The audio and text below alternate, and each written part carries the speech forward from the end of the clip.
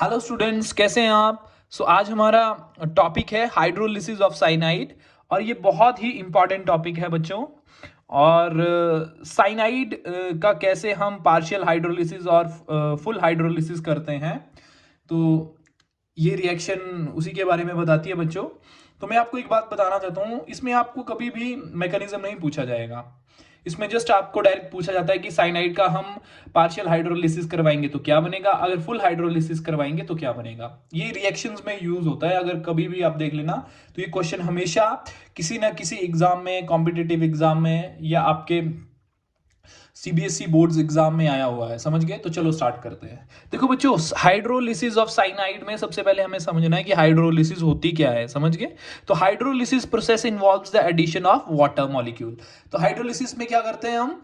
Water का addition करते हैं। समझ गए? क्या करते हैं? वाटर का एडिशन। और इसका उल्टा है डिहाइड्रेशन। उसमें क्या करते हैं हम? वाटर के मॉलिक्यूल का रिमूवल। समझ गए? समझ गए? चलो अब रिएक्शन पढ़ते हैं हम।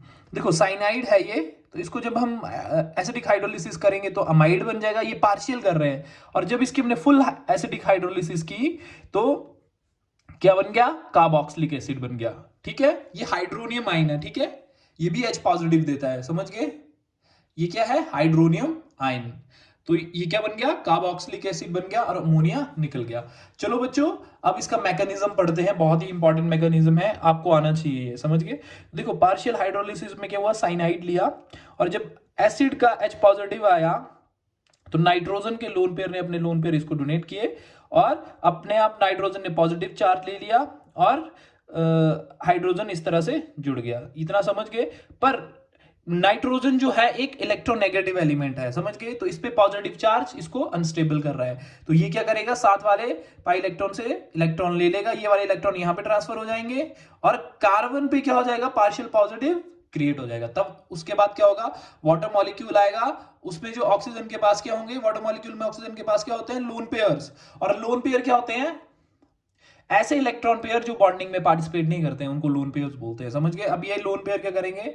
ऑक्सीजन अपने लोन पेयर को कार्बन को डोनेट कर देगा और फिर क्या होगा? ऑक्सीजन पे पॉजिटिव चार्ज आ जाएगा। पॉजिटिव चार्ज क्यों आएगा? क्योंकि इसने अपने लोन पेयर किसको डोनेट कर दिए हैं? कार्बन को।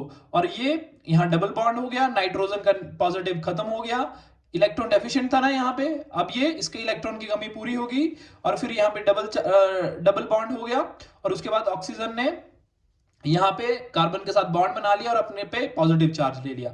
फिर वही रूल होगा कि मोर इलेक्ट्रोनेगेटिव पे पॉजिटिव चार्ज अनस्टेबल होता है। अगर इलेक्ट्रोनेगेटिव एलिमेंट है तो नेगेटिव होगा, तो वो उसको क्या करेगा?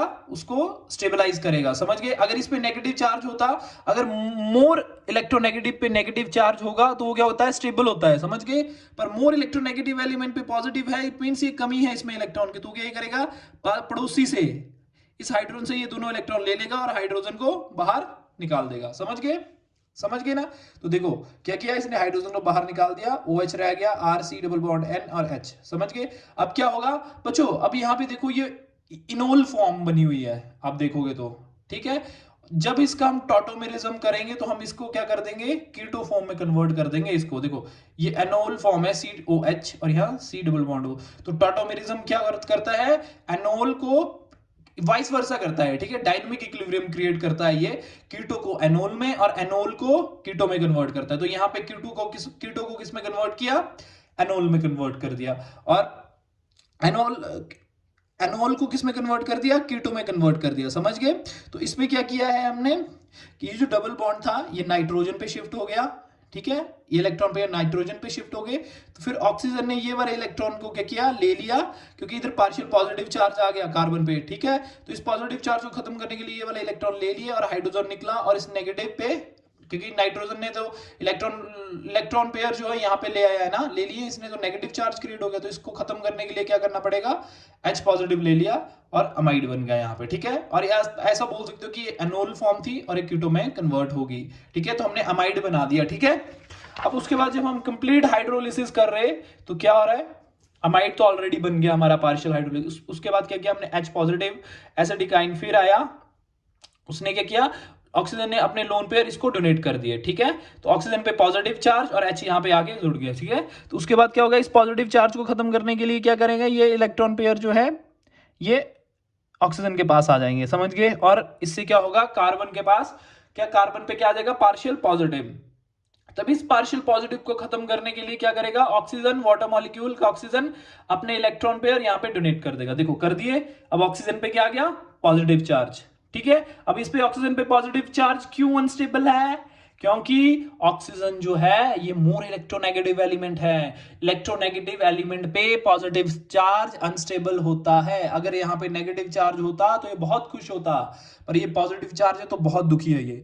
तो अपने दुख को कैसे दूर करेगा, ये यहां से ही दोनों इलेक्ट्रॉन अपने पास ले लेगा। ठीक है, और जब ये H पॉजिटिव निकलेगा तो ये बाहर नहीं जाएगा, ये H पॉजिटिव आयन जो है ये सीधा क्या करेगा, नाइट्रोजन से लोन पेयर ले लेगा और यहां अमोनिया बना देगा, समझ गए। और नाइट्रोजन ने अपने लोन पेयर दिए हैं, डोनेट किए, तो यहां पे पॉजिटिव चार्ज, और ये देखिए ऑक्सीजन हाइड्रोजन के साथ ऐसे अटैच हो जाएगा। अब देखो बच्चों क्या होगा, अब नाइट्रोजन जो है इस पे पॉजिटिव चार्ज अनस्टेबल है, क्योंकि ये भी इलेक्ट्रोनेगेटिव एलिमेंट है। क्योंकि इलेक्ट्रोनेगेटिविटी का क्या है, FON, फ्लोरीन, ऑक्सीजन और नाइट्रोजन की इलेक्ट्रोनेगेटिविटी तीन एलिमेंट्स की सबसे ज्यादा होती है, सबसे ज्यादा फ्लोरीन, फिर ऑक्सीजन, फिर नाइट्रोजन। तो मोर इलेक्ट्रोनेगेटिव पे पॉजिटिव चार्ज क्या है, अनस्टेबल।